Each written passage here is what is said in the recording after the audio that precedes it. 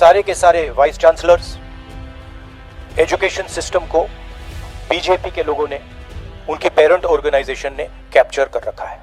नमस्कार, मैं हूं प्रवीण गौतम। दोस्तों, राहुल गांधी ने कुछ समय पहले आरोप लगाया था कि मोदी सरकार संवैधानिक संस्थाओं को बर्बाद कर रही है। पीएम मोदी नियम कानून को किनारे करके शिक्षण संस्थानों सहित देश के बड़े बड़े विभागों में अपने लोगों को बिठाने का काम कर रहे हैं। आरएसएस की विचारधारा के लोगों को बड़े बड़े पद दिए जा रहे हैं। और अब जब लैटरल भर्ती का विज्ञापन निकला है तो इसको लेकर भी राजनीतिक संग्राम शुरू हो गया है।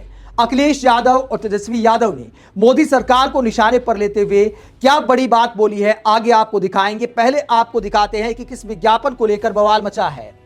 ये खबर आप देखिए कि यूपीएससी ने लैटरल एंट्री भर्ती का नोटिफिकेशन जारी किया। 45 पदों पर भर्ती होगी। तेजस्वी यादव ने उठाया आरक्षण का सवाल।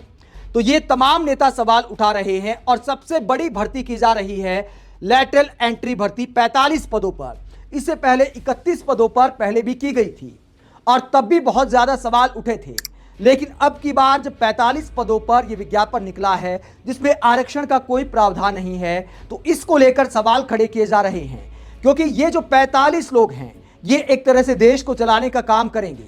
बड़े बड़े पदों पर जो हमारे आईएएस अधिकारी हैं वो भी इनके अंडर में काम करेंगे। इसमें प्राइवेट सेक्टर के जो अनुभवी लोग हैं वो भी अप्लाई कर सकते हैं।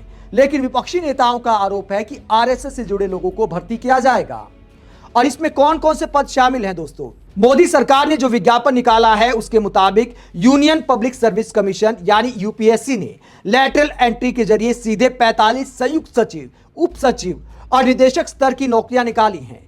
इस रिक्रूटमेंट ड्राइव के जरिए विभिन्न मंत्रालयों और विभागों में सीधी भर्ती की जाएगी। इसके लिए एप्लीकेशन की प्रक्रिया भी शुरू हो गई है। इच्छुक व योग्य कैंडिडेट्स 17 सितंबर 2024 तक ऑफिशियल वेबसाइट पर जाकर अप्लाई कर सकते हैं। तो ये पूरा मुद्दा है जिसे लेकर विपक्षी नेता सवाल उठा रहे हैं। तेजस्वी यादव इसको लेकर क्या कहते हैं?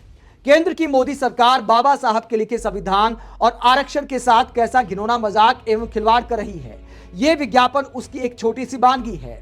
यूपीएससी ने लैटरल एंट्री के जरिए सीधे 45 संयुक्त सचिव, उप सचिव और निदेशक स्तर की नौकरियां निकाली हैं। लेकिन इनमें आरक्षण का प्रावधान नहीं है। अगर यूपीएससी सिविल सेवा परीक्षा के माध्यम से 45 आईएएस की नियुक्ति करती तो उसे एससी, एसटी और ओबीसी को आरक्षण देना पड़ता। यानी 45 में से 22-23 अभ्यर्थी दलित, पिछड़ा और आदिवासी वर्गों से चयनित होते। मोदी सरकार बहुत ही व्यवस्थित, पद्धतिबद्ध, योजनाबद्ध और शातिराना तरीके से आरक्षण को समाप्त कर रही है। आगे तेजस्वी यादव कहते हैं कि विगत चुनाव में प्रधानमंत्री समेत बिहार में उनकी पिछलग्गू पार्टियां और उनके नेता छाती पीट पीट कर दावा करते थे कि आरक्षण को समाप्त कर कोई उनका हक अधिकार नहीं खा सकता। लेकिन उनकी आंखों के सामने उनके समर्थन व सहयोग के बल पर वंचित, उपेक्षित और गरीब वर्गों के अधिकारों पर डाका डाला जा रहा है तथा कथित स्वयंभू ओबीसी पीएम समेत उनके साथ यूपी, बिहार, झारखंड के एससी, एसटी और ओबीसी नेता दुर्भाग्यपूर्ण रूप से ताली पीट ठहाके लगा रहे हैं। देश की 90% आबादी का हक खाने वालों को जनता माफ नहीं करेगी। जागो दलित, पिछड़ा, आदिवासी और गरीब सामान्य वर्ग जागो। हिंदू के नाम पर ये आपका हक खा रहे हैं तथा आपके अधिकारियों की बंदरबाट कर रहे हैं। तो यहाँ पर तेजस्वी यादव आरक्षण का मुद्दा उठाते हैं। जो लोग पढ़ाई करके बड़े बड़े पदों पर पहुंचते हैं उनका हक बनता है कि देश के सबसे बड़े पदों पर उनकी नियुक्ति हो। लेकिन अब प्राइवेट सेक्टर से भी कोई भी इंटरव्यू के आधार पर आकर उनके ऊपर बैठ सकता है। उनकी निगरानी में इन अधिकारियों को काम करना पड़ेगा। तो लैटरल एंट्री की भर्ती को लेकर बड़ा संग्राम छिड़ गया है। आगे अखिलेश यादव इस पूरे मुद्दे पर क्या कहते हैं? अखिलेश यादव कहते हैं, भाजपा अपनी विचारधारा के संगी साथियों को पिछले दरवाजे से यूपीएससी के उच्च सरकारी पदों पर बैठाने की जो साजिश कर रही है उसके खिलाफ एक देशव्यापी आंदोलन खड़ा करने का समय आ गया है। यह तरीका आज के अधिकारियों के साथ युवाओं के लिए भी वर्तमान और भविष्य में उच्च पदों पर जाने का रास्ता बंद कर देगा। आम लोग बाबू व चपरासी तक ही सीमित हो जाएंगे। दरअसल सारी चाल पीडीए से आरक्षण और उसके अधिकार छीनने की है। अब जब भाजपा ये जान गई है कि संविधान को खत्म करने की भाजपाई चाल के खिलाफ देश भर का पीडीए जाग उठा है, तो वो ऐसे पदों पर सीधी भर्ती करके आरक्षण को दूसरे बहाने से नकारना चाहती है। भाजपा सरकार इसे तत्काल वापस ले, क्योंकि ये देश हित में नहीं है। भाजपा अपनी दलीय विचारधारा के अधिकारियों को सरकार में रखकर मनमाना काम करवाना चाहती है। सरकारी कृपा से अधिकारी बने ऐसे लोग कभी भी निष्पक्ष नहीं हो सकते। ऐसे लोगों की सत्यनिष्ठा पर हमेशा प्रश्न चिन्ह लगा रहेगा। देश भर के अधिकारियों और युवाओं से आग्रह है कि यदि भाजपा सरकार इसे वापस ना ले तो आगामी 2 अक्टूबर से एक नया आंदोलन शुरू करने में हमारे साथ कंधे से कंधा मिलाकर खड़े हों। सरकारी तंत्र पर कॉरपोरेट के कब्जे को हम बर्दाश्त नहीं करेंगे, क्योंकि कॉरपोरेट की अमीरों वाली पूंजीवादी सोच ज्यादा से ज्यादा लाभ कमाने की होती है। ऐसी सोच दूसरे के शोषण पर निर्भर करती है, जबकि हमारी समाजवादी सोच गरीब, किसान, मजदूर, नौकरी पेशा, अपना छोटा मोटा काम, कारोबार, दुकान करने वाली आम जनता के पोषण और कल्याण की है। ये देश के विरुद्ध एक बड़ा षड्यंत्र है। तो अखिलेश यादव यहाँ पर सवाल उठाते हैं कि हमारे आईएएस अधिकारी, जो अनुभवी आईएएस अधिकारी हैं, उनकी पदोन्नति की जगह अगर प्राइवेट सेक्टर से आकर लोग बड़े बड़े पदों पर बैठाए जाएंगे तो क्या ये सही है? इसके अलावा आरक्षण का मसला उठाया और एक जो बड़ा सवाल उठाया है, मान लीजिए कोई प्राइवेट कंपनी में बड़े पद पर है, मोदी सरकार ने जो विज्ञापन निकाले हैं उसकी सारी योग्यता रखता है, प्राइवेट सेक्टर का आदमी अपनी कंपनी की नौकरी छोड़कर सरकार के नीति निर्धारण में आ जाता है, सबसे बड़े पदों पर बैठ जाता है, तो इस बात की क्या गारंटी है कि वो उस कंपनी को फायदा नहीं पहुंचाएगा?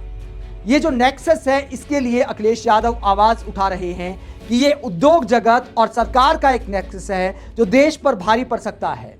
ऐसे अधिकारी जो उच्च पदों पर आकर बैठेंगे, वो कंपनियों का सोचेंगे या गरीब आदमी का सोचेंगे? ये विपक्षी नेता सवाल उठा रहे हैं। इसके अलावा जो पढ़ाई करके हमारे आईएएस बनते हैं, अगर उनका हक बनता है तो लैटरल भर्ती क्या सही है?